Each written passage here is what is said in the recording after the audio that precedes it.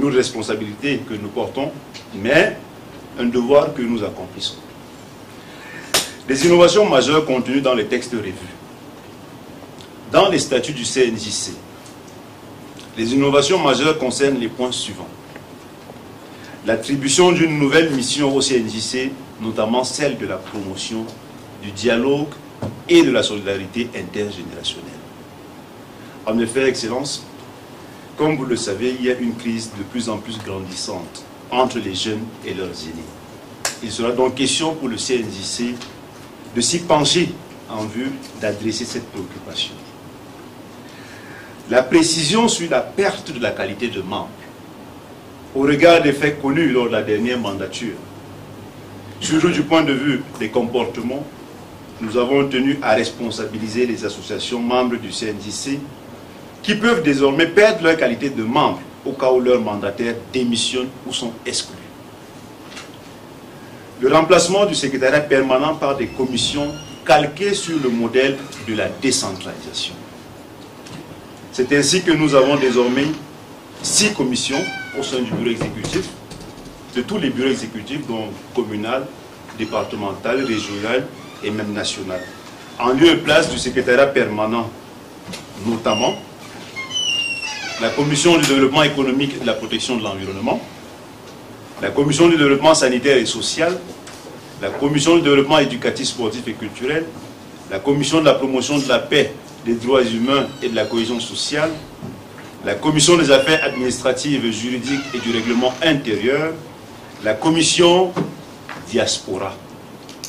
Il convient de relever que chaque commission est placée sous l'autorité du secrétaire général du bureau exécutif concerné et est dirigée par un coordonnateur choisi parmi les membres du bureau exécutif concerné.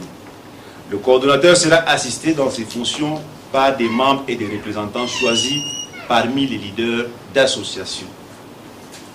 Les précisions sur les signataires des comptes du CNJC. En effet, Monsieur le ministre, dans l'ancien texte, les fonds pouvaient être décaissés sans la connaissance des différents présidents des bureaux exécutifs. Ce que nous avons jugé incohérent. Mais le président étant le chef de l'exécutif, nous avons tenu à préciser que les fonds ne peuvent être décaissés sans les signatures des présidents des différents bureaux exécutifs et complémentairement à la signature du trésorier général. L'attribution du statut de volontaire aux membres des différents organes du CNJC. Monsieur le ministre, nous avons certes reconnu dans les textes que les fonctions du CNJC sont gratuites. Mais au regard de la loi sur le volontariat promulguée le 9 juillet 2021, nous avons tenu à préciser que les membres des bureaux exécutifs peuvent bénéficier du statut de volontaire. Dans le règlement intérieur du CNJC, parmi les éléments réajustés dans le règlement intérieur, au cours de l'Assemblée générale juste évoquée, nous pouvons relever les points suivants. Des précisions sur les comptes devant accueillir les frais d'adhésion et des cotisations des membres du CNJC.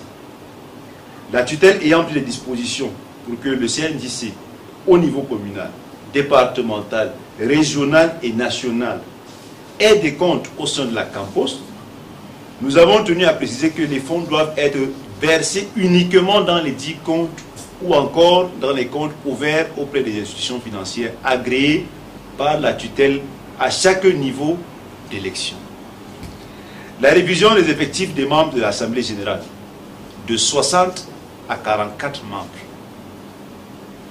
afin de réduire les coûts engendrés par la tenue des différentes assemblées et permettre d'organiser les assemblées générales de manière régulière. La précision des cas de convocation des assemblées générales par les 2 tiers. Comme évoqué dans les statuts, une précision a été faite dans le règlement intérieur sur les modalités de convocation des assemblées générales par les 2 tiers des membres des bureaux exécutifs du Conseil national de la jeunesse du Cameroun. La prise en compte des jeunes de la diaspora. En effet, un poste de 3e vice-président en charge de la diaspora a été créé au sein du bureau exécutif national. Il convient de relever, Monsieur le ministre, que les jeunes de la diaspora sont dynamiques et ont largement contribué aux activités du CNJC durant la mandature qui s'achève. Ainsi, pour permettre au CNJC de profiter pleinement du dynamisme de sa jeunesse de la diaspora, en vue d'un rayonnement de cette instance fêtière de la jeunesse et de la mobilisation des partenaires à l'étranger, un poste de 3e vice-président en charge de la diaspora a été créé. La création et l'officialisation de certains postes pour accompagner les présidents des bureaux exécutifs à tous les niveaux, notamment un chef de cabinet, un secrétaire, un chargé de communication, un chargé de la traduction, un chargé du protocole, etc., tous désignés par décision du président du bureau exécutif concerné. Ceci pour accompagner le président au niveau de la base jusqu'au niveau national dans ses missions. La révision des missions assignées à chacun des vice-présidents du bureau exécutif national. En effet, la création d'un poste de 3e vice-président en charge de la diaspora a entraîné la redistribution des tâches entre les différents vice-présidents. La précision sur les modalités de remplacement des membres des différents bureaux exécutifs décédés, démissionnaires ou exclus. Excellence, Monsieur le Ministre, nous avons connu un cas de jurisprudence lors de l'Assemblée générale. À cause d'un vide juridique relatif aux modalités de remplacement du secrétaire général du bureau exécutif national décédé, le regretté mémoire, du trésorier exclu et du commissaire aux comptes démissionnaire, et qui n'ont pas pu être remplacés à l'Assemblée générale. Et nous avons pris nos responsabilités en tant que président de l'Assemblée générale et nous avons soumis cette résolution à l'ensemble des membres présents. Donc nous avons donc jugé utile de définir les modalités de leur remplacement, cette fois dans les textes du CNJC. En somme, en cas de remplacement, le nouveau doit être de la même région que le décédé, du démissionnaire ou de l'exclu, pour assurer la représentativité de toutes les régions comme promeut le CNJC. Les précisions sur les missions des différentes commissions créées dans les statuts. En fait, le règlement intérieur vient définir la composition et les modalités de fonctionnement des commissions ainsi créées. Dans le code électoral du CNJC, dans ce texte, les éléments ci-après ont été retouchés.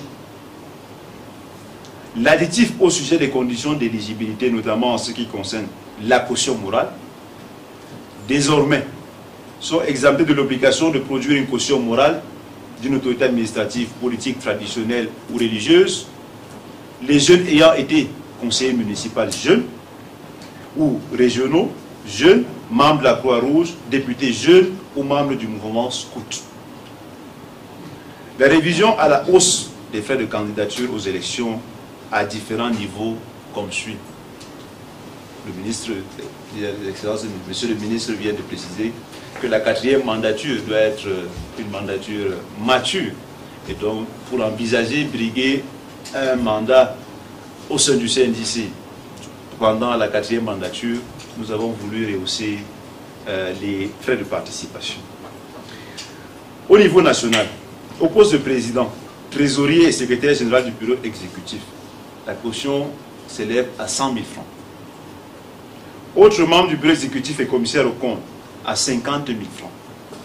Au niveau régional, président, trésorier et secrétaire général du bureau exécutif, 50 000 francs.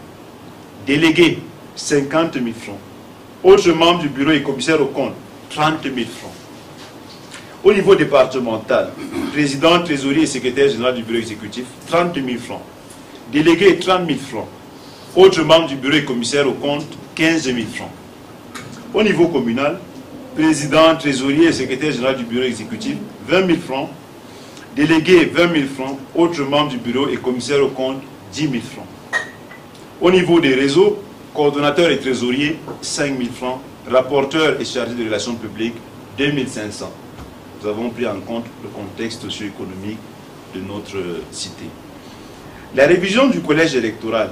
Excellence, Monsieur le Ministre, la révision des nombres des différents membres de l'Assemblée générale, des assemblées générales ordinaires, extraordinaires et électorales, a entraîné automatiquement la révision du collège électoral. Ainsi, les nombres de délégués ont été revus à la baisse au niveau régional et national. Des précisions sur le contentieux électoral. Là aussi, Excellence, Monsieur le Ministre, nous avons constaté un vide juridique dans l'ancien code électoral, qui a été comblé, fort heureusement. Désormais, les délais liés au dépôt des requêtes, les modalités de leur examen ont été précisées dans le code électoral revu.